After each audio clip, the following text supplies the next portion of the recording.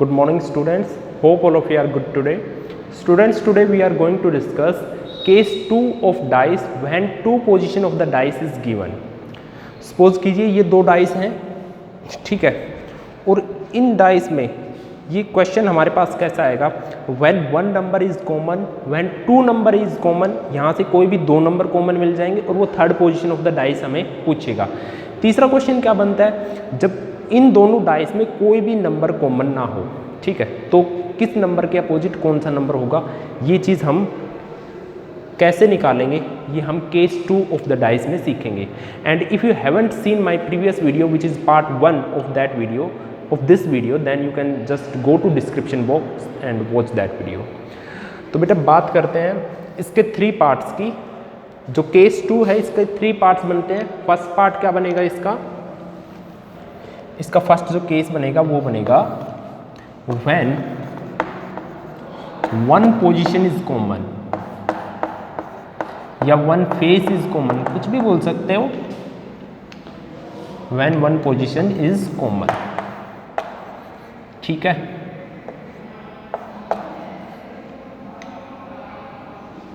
ठीक है बच्चे,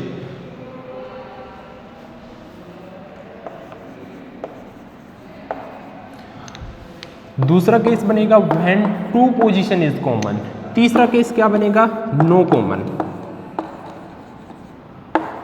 ठीक है बच्चे। अच्छा, बात करते हैं when one position of the dice is common, तो दो डाइस बना लेते हैं, ताकि जैसा क्योंकि आपके पास पेपर में ये थोड़ी देगा कि ये डाइस आपके पास गिवन है, आप बताइए इसका अपोजिट क्या होगा, ठीक है। तो पेपर में तो एक्चुअल में देखो यहाँ पे 0 लिखा हुआ है, कभी भी आपके क्वेश्चन में अगर डाइस मिलती है तो 0 नहीं लिखा मिलेगा, ठीक है। यहाँ पे 1 से स्टार्ट होगा और 6 फेस मिलेगी, यहाँ पे 5 फेस दिए हुए हैं, तो कभी कंफ्यूज मत होना कि सर यहाँ पे 0 क्यों लिखा हुआ है। 1 से लेके जैसे लूडो होता है ना, मैंने आपको बताया था, सेम टू सेम वैसे ही। अच्छा, भाई केस 2 क्या था, when two position of the dice is given, और इसका part 1 when one number is common या वन फेस इज कॉमन या वन पोजीशन इज कॉमन, उसके बारे में हम डिस्कस कर रहे हैं। तो मैं डाइस बना देता हूं।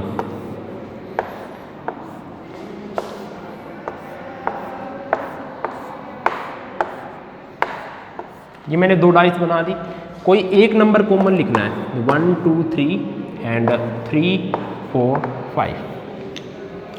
तो यहां से आप क्या देख पा रहे हो बेटा, 3 कॉमन है, ठीक है, 3 कॉमन है और बाकी के 2 नंबर कॉमन नहीं है, तो ये केस 2 का पार्ट 1 हो गया। दूसरा पार्ट क्या बनता है, जब 2 नंबर्स कॉमन हो ना आपके पास, तब उन क्वेश्चंस को कैसे सोल्व करेंगे वो सीखेंगे, ठीक है। जब कोई भी 2 नंबर्स कॉमन हो, जैसे मैं यहाँ पे लिख दूँ 2 3 4 और यहाँ लिख दूँ 3 2 5, ठीक है। यहाँ पे आप क्या देख पा रहे हो कि 2 नंबर्स कॉमन है। नेक्स्ट जो केस बनता है वो क्या केस बनता है बेटा, जब 2 position of the dice given मिलती हैं और कोई भी नंबर कॉमन नहीं मिलता, हमें कोई भी नंबर कॉमन नहीं मिलता, तो उस टाइप के क्वेश्चन को कैसे सोल्व करेंगे, 1 2 3 4 5 6। अब यहाँ पे आप देखिए कोई भी नंबर कॉमन नहीं है, यहाँ पे क्या देख रहे हो आप, 2 3 2 3, दो position of the dice given, इसमें 2 पोजीशन ऑफ द डाइस क्या है, कॉमन है। यहाँ पे क्या कॉमन है, यहाँ पे हमारा 3 कॉमन है, ठीक है। क्वेश्चन कैसा पूछेगा, ये 2 डाइस आपको गिवन मिलेंगी, ठीक है। इसके बाद क्वेश्चन पूछेगा कि 3 का अपोजिट क्या है, 1 का अपोजिट क्या है, 2 का अपोजिट क्या है, 4 का अपोजिट क्या है, 5 का क्या है, 6 का क्या है, इनके अपोजिट्स क्या है, ठीक है। इसके अलावा क्या क्वेश्चन वो पूछ सकता है, ये 2 पोजीशन या ये 2 पोजीशन या ये 2 पोजीशन गिवन मिलेगी आपको, और वो पूछेगा which is the third position of the dice, इनमें से third position of the dice क्या है, और वो ऑप्शन में डाइस बना के दे देगा, ठीक है। तो इन 2 टाइप के क्वेश्चन बनते हैं एग्जाम में बेटा, और कैसे हम करेंगे अब मैं 1 बाय 1 क्वेश्चंस को डिस्कस करता हूँ, ठीक है। चलो बेटा, मैंने एक एग्जाम्पल लिखा है, पहले इसको डिस्कस करते हैं, ठीक है। ये 2 डाइस हैं हमारे पास गिवन, अब किस नंबर का अपोजिट कौन सा नंबर होगा, सबसे पहले ये बात डिस्कस करेंगे, ठीक है। तो क्वेश्चन ये किस टाइप का क्वेश्चन उठाया मैंने, when one common means when one position of the dice is given, one position of the dice is common not given, ठीक है, या गिवन भी बोल सकते हो, यहाँ पे गिवन ही तो है, 1 position of the dice given है मीन्स कॉमन है वो, ठीक है।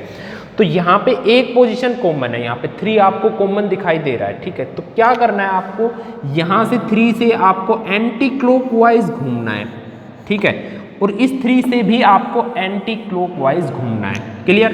तो 3 इस 3 से मैं एंटी क्लॉकवाइज घूमूंगा तो 3 के बाद कौन सा नंबर आ रहा है? 3 के बाद 2 आ रहा है। 2 के बाद कौन सा आ रहा है? 2 के बाद आ रहा है 5। अच्छा, इसमें भी इसी 3 को उठाएंगे, मैंने इस 3 को उठाया, ठीक है। और इस 3 के बाद कौन सा नंबर आ रहा है? 1 आ रहा है, तो यहाँ पे मैं लिख दूंगा 1। इस 1 के बाद क्या आ रहा है? फिर 6 आ रहा है, तो मैं यहाँ लिख दूंगा 6। Is it clear all of you? अब देखो क्या करना है, यहाँ पे होगा क्या, ये 2 है ना, इसका अपोजिट हो जाएगा 1। सिंपल सी बात है, 2 का अपोजिट 1 हो गया, 1 का अपोजिट हो गया 2, मीन्स ये दोनों नंबर एक दूसरे के अपोजिट।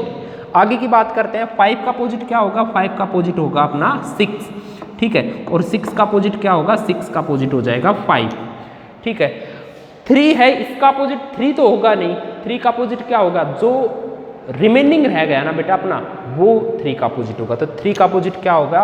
3 का अपोजिट अपना रिमेनिंग रह गया था 4, तो 3 का अपोजिट 4, और 4 का अपोजिट वो एग्जाम में पूछ ले तो 4 का अपोजिट 3, तो ये दोनों एक दूसरे के अपोजिट।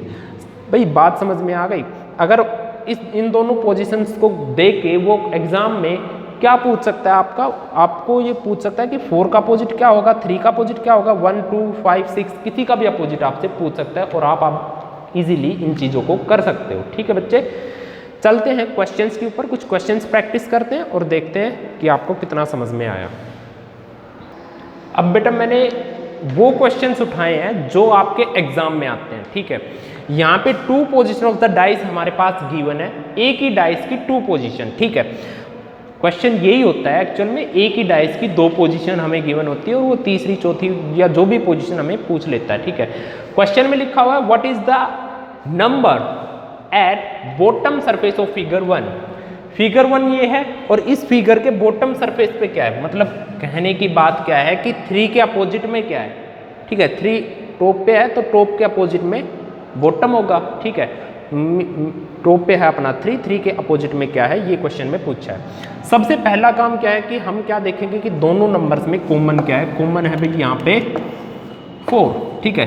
एंटी क्लॉकवाइज घूम जाओ यहाँ से भी और यहाँ से भी।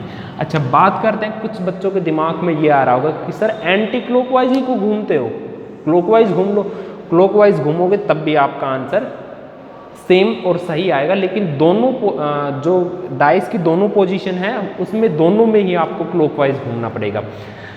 लेकिन अपने माइंड में एक पैटर्न रखो, क्योंकि आप एग्जाम में कंफ्यूज ना हो जाओ, इसीलिए आप एक टाइप से ही घूमो। मैं यहाँ पे एंटी क्लॉक घूम रहा हूँ तो आप एंटी क्लॉक ही घूम सकते हो, ठीक है। क्लॉकवाइज आपकी इच्छा है, अगर आप क्लॉकवाइज घूमना चाहो तो, ठीक है। तो बेटा यहाँ से देखो, इसी क्वेश्चन को मैं क्लॉकवाइज घुमा के भी सोल्व करवा दूंगा, कोई बात नहीं।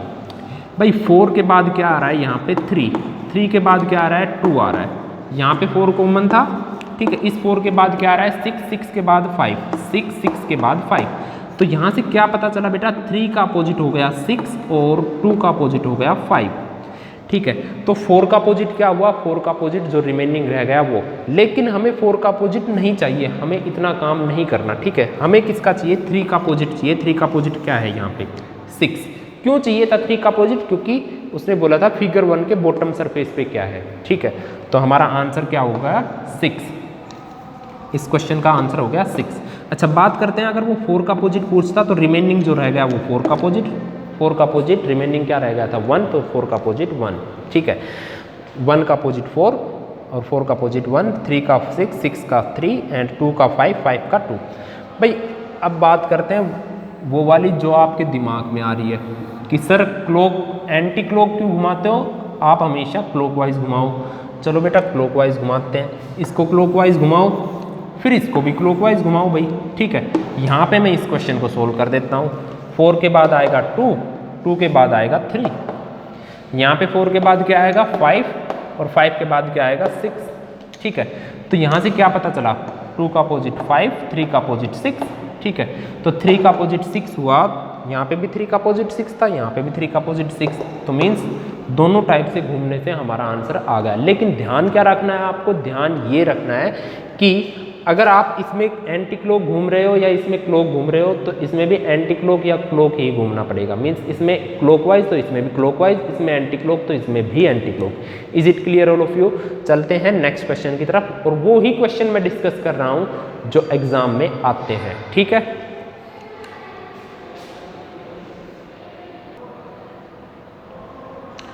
यस बेटा, क्वेश्चन नंबर 2 को ध्यान से देखो। ये 2 पोजीशन डाइस की गिवन है और क्वेश्चन में बोला है which one is the third position of the dice. ठीक है, तो 4 ऑप्शन हमारे पास गिवन है, ये इसकी थर्ड पोजीशन होगी, या ये होगी, या ये होगी, या ये होगी। भाई सिंपल सी बात है, क्वेश्चन कहने का क्वेश्चन क्या है मतलब, देखो ये डाइस है, ठीक है, इसकी कोई भी एक पोजीशन हमारे पास गिवन मिल गई, ठीक है, फिर उसके बाद कोई दूसरी पोजीशन हमारे पास गिवन मिल गई, ठीक है, फिर उसके बाद इसने बोला है कि इस डाइस को घुमा के, कैसे भी घुमा के इसकी तीसरी पोजीशन क्या होगी। ठीक है, समझ गए ना, डाइस एक्चुअल में एक ही है, इसकी ये एक पोजीशन है, ठीक है, कैसे भी करके इसने दिखा दिया, ठीक है, इसकी ये दूसरी पोजीशन है, ठीक है, कैसे भी करके इसने दिखा दिया। फिर इसके बाद इसने पूछा है कि इसी डाइस की तीसरी पोजीशन क्या होगी। ठीक है, तो अब इस क्वेश्चन को कैसे करते हैं, देखो बेटा, सबसे पहले तो हम क्या करेंगे, वही अपना काम कि सबसे पहले देखेंगे इन दोनों डाइस में कॉमन क्या है। तो कॉमन मेरे को क्या दिखाई दे रहा है भाई, यहाँ पे 1 2 6 एंड 1 6 3, तो 6 मेरे को कॉमन दिख रहा है। यहाँ पे क्या करेंगे, एंटी क्लॉकवाइज घूम जाएंगे। ठीक है, तो 6 के बाद आप एंटी क्लॉकवाइज घूमो, डाइस नंबर फर्स्ट में 6 4 2, यहाँ से एंटी क्लॉकवाइज घूमो 6 3 1। ठीक है, तो 4 का अपोजिट क्या हुआ, 4 का अपोजिट 3, 3 का अपोजिट 4, यहाँ से 1 का अपोजिट 2, 2 का अपोजिट 1। ये दोनों बातें तो समझ में आ गई। ठीक है, लेकिन 6 का अपोजिट क्या होगा, 6 का अपोजिट जो रिमेनिंग जो नंबर रह गया वो 6 का अपोजिट होगा। तो देखो 1 2 3 4 ये तो हो चुके, 5 रहेगा, तो 6 का अपोजिट 5, 5 का अपोजिट 6। ठीक है, तो इतने नंबर्स हमें पता चल गए कि किस नंबर का अपोजिट कौन सा नंबर है। अब बात करते हैं बेटा, कोई भी नंबर अगर देखो यहाँ पे position of the dice given है, तो कोई भी अपोजिट जो फेस है वो एक साथ हमें एडजेसेंट फेस में दिखाई नहीं देंगे। ठीक है, तो यहाँ से आप देखो, यहाँ पे 5 6 एडजेसेंट में लिखे हुए हैं, और यहाँ से हमें क्या पता चल रहा है कि जो 5 6 हैं वो अपोजिट फेस पे हैं, तो ये तो हो ही नहीं सकता हमारा आंसर। ठीक है, बात करते हैं ऑप्शन नंबर बी की। ऑप्शन नंबर बी में 4 और 3 एडजेसेंट फेस पे दिखाई दे रहे हैं, और यहाँ पे हमें क्या पता चल रहा है कि 4 और 3 तो हैं वो अपोजिट फेस पे हैं। ठीक है, तो ये भी हमारा ऑप्शन नहीं हो सकता। ठीक है, बात करें अगर मैं इससे पहले मैं डी ऑप्शन की बात करूं, ठीक है, तो डी ऑप्शन में बेटा क्या है, 1 2 लिखा हुआ है एडजेसेंट फेस पे। ठीक है, और यहाँ पे हमें क्या पता चल रहा है कि 1 और 2 तो अपोजिट हैं, तो ये ऑप्शन भी हमारा नहीं होगा। तो सिंपल सी बात है, अब बच गया सी, तो सी ही हमारा आंसर होगा। और मैं आपको वैसे प्रूफ भी आपको बता दूं, देखो 2 का अपोजिट क्या है, 2 का अपोजिट है 1, 1 इसमें दिखाई दे रहा है, नहीं दे रहा, वेरी गुड। 4 यहाँ पे गिवन है, 4 का अपोजिट 3 दिखाई दे रहा है, नहीं दे रहा। 5 का अपोजिट है 6, 6 दिखाई दे रहा है इस डाइस में, नहीं दिखाई दे रहा, मीन्स ये पीछे की ओर छिपे हुए हैं, मीन्स वे इसके अपोजिट हैं। ठीक है, तो हमारा आंसर क्या होगा, आंसर होगा सी ही। आई थिंक बेटा आपको समझ में आ गया होगा। चलते हैं नेक्स्ट क्वेश्चन की तरफ।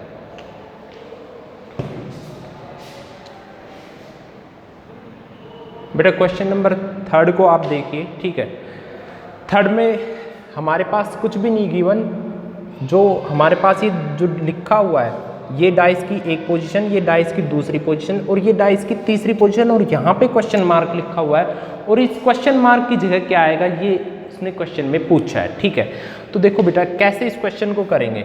सबसे पहले तो आप ध्यान दीजिए, ध्यान देने की बात बेटा क्या है कि यहाँ से आप कॉमन देखिए कौन सा नंबर कॉमन है, 5 कॉमन है, तो 5 यहाँ से आप एंटी क्लॉकवाइज घूम जाओ, 5 3 1, और यहाँ से 5 4 6। ठीक है, 5 4 6, एक सेकेंड रुकिए।